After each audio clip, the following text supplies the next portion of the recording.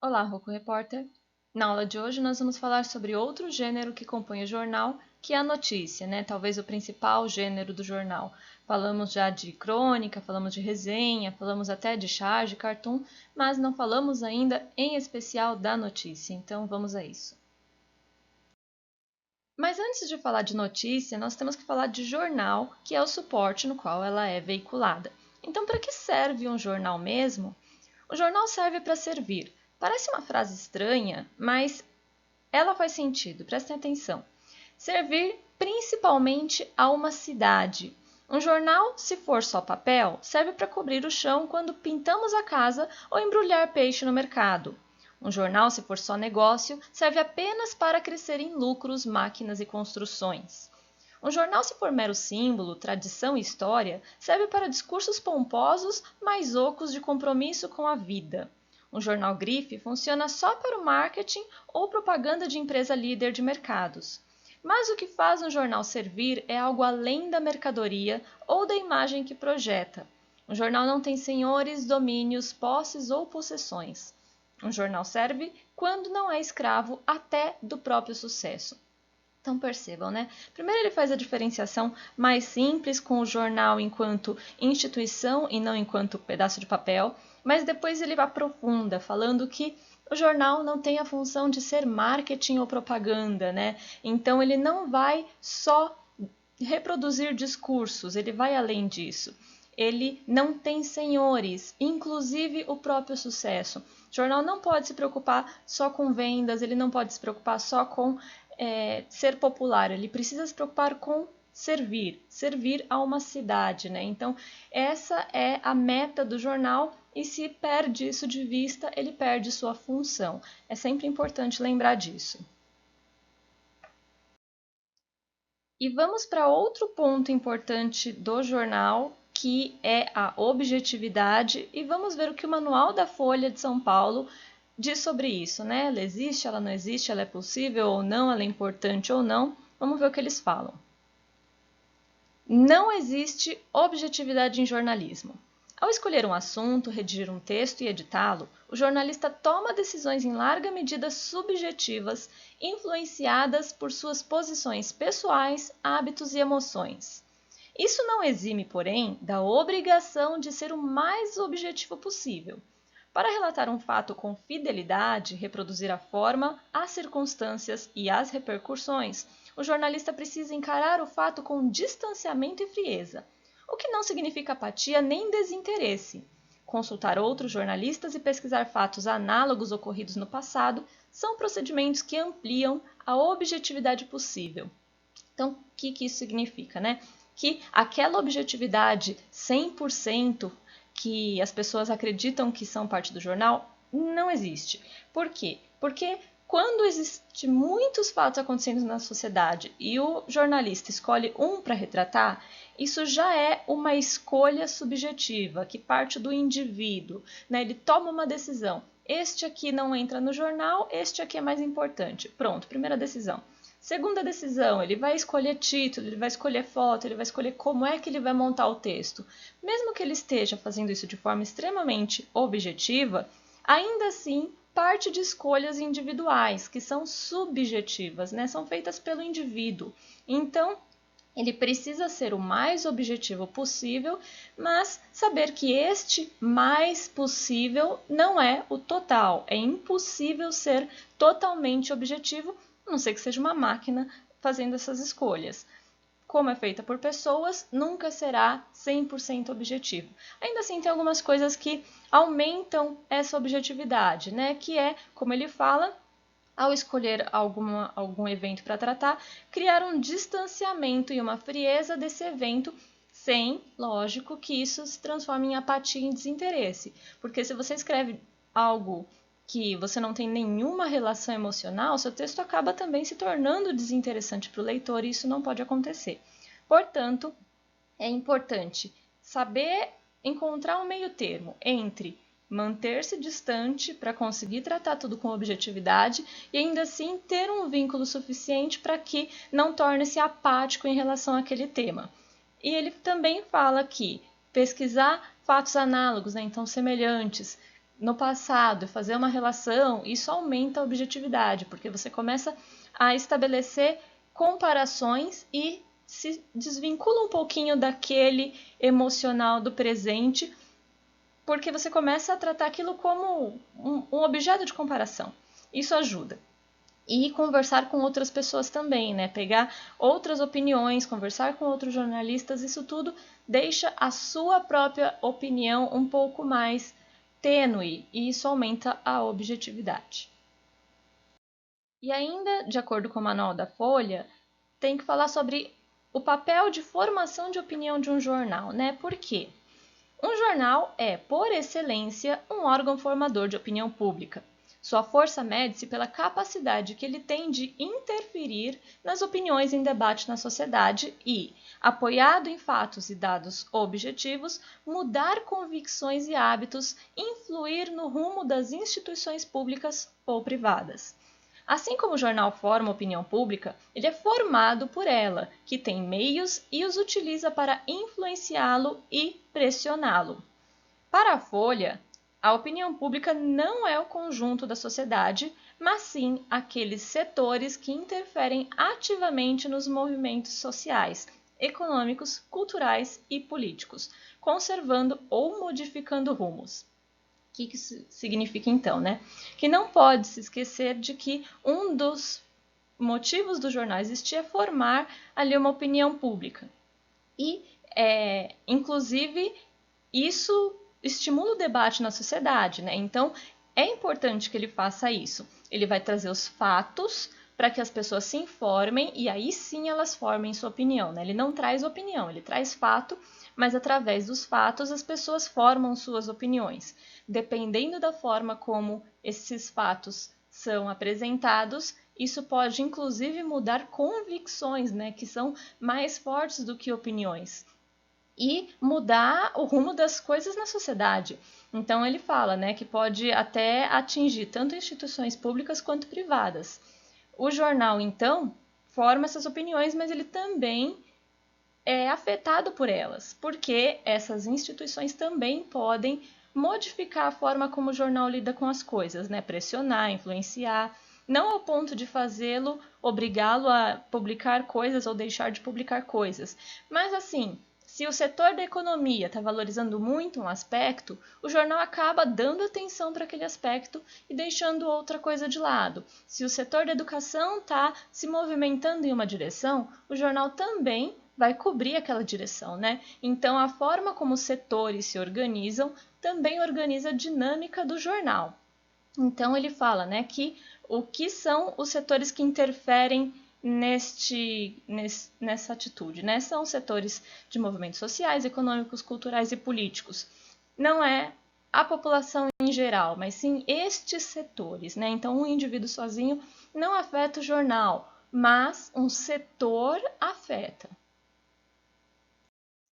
E agora sim vamos para a notícia, né? Notícia vai trabalhar com informações, com dados, não com opiniões, não com literário, não com ficção, mas sim com informações. E vai então apresentar uma linguagem principalmente, né, quase que exclusivamente referencial ou informativa, que é aquela que foca no contexto, né, no ambiente em que se produz. E a intenção é transmitir ao leitor dados da realidade de uma forma direta e objetiva. Então, você vai transmitir dados e não opiniões. Normalmente são escritas em terceira pessoa, a notícia, né? Não a reportagem. Notícia escrita em terceira pessoa e o produtor do texto não se revela porque o que você quer saber ali é informação e não é a opinião de quem escreve. Por isso, deixar o texto impessoal, né? Terceira pessoa, procurando não emitir juízos de valor.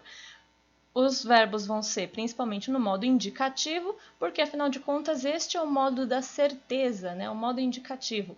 Você quer tratar de eventos que podem já ter acontecido, estar acontecendo ou ainda estar por acontecer, mas ainda assim fala-se com atitude de certeza. Este é o modo indicativo, que é o próprio da notícia. Você não quer trabalhar com hipóteses e sim com fatos. E quando você vai escrever uma notícia, tem algumas técnicas diferentes que são usadas às vezes todas elas na mesma notícia, né? Que vão dar efeitos diferentes. Então a primeira é criar uma sequência narrativa, que se aproxima muito do que é uma história ficcional, só que dessa vez com eventos reais, né? Então é você narrar os acontecimentos em sucessão de fatos. Primeiro acontece isso, este evento que aconteceu neste tempo e neste espaço gera este outro evento. Vamos tratar de causa e consequência, que nem se fosse uma historinha normal. O leitor vai lendo e se informando. Então, ele vai descobrir que esse acidente aconteceu por causa disso, disso e disso, e o desfecho foi assim, né? Tem uma sequência.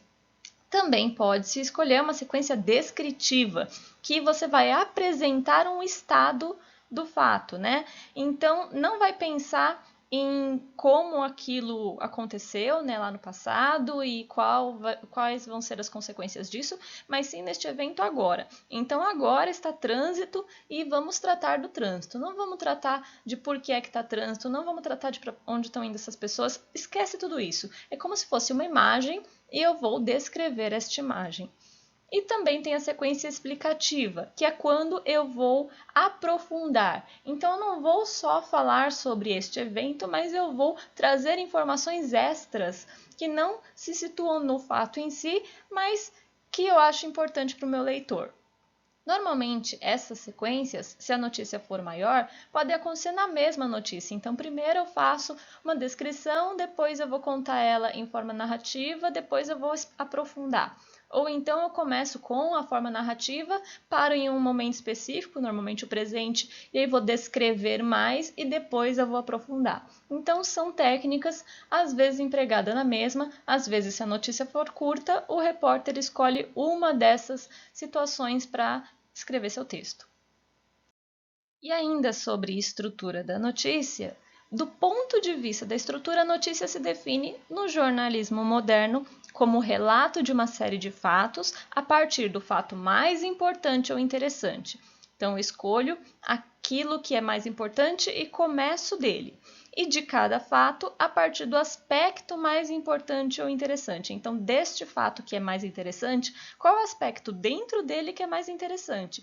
Que é o que eu falei para vocês em sala de aula, que é a pirâmide invertida, né? Eu coloco tudo o que é mais importante para cima e com o passar do texto ele vai se tornando mais complementar e superficial, né? Então, o que está importante tem que estar logo no começo.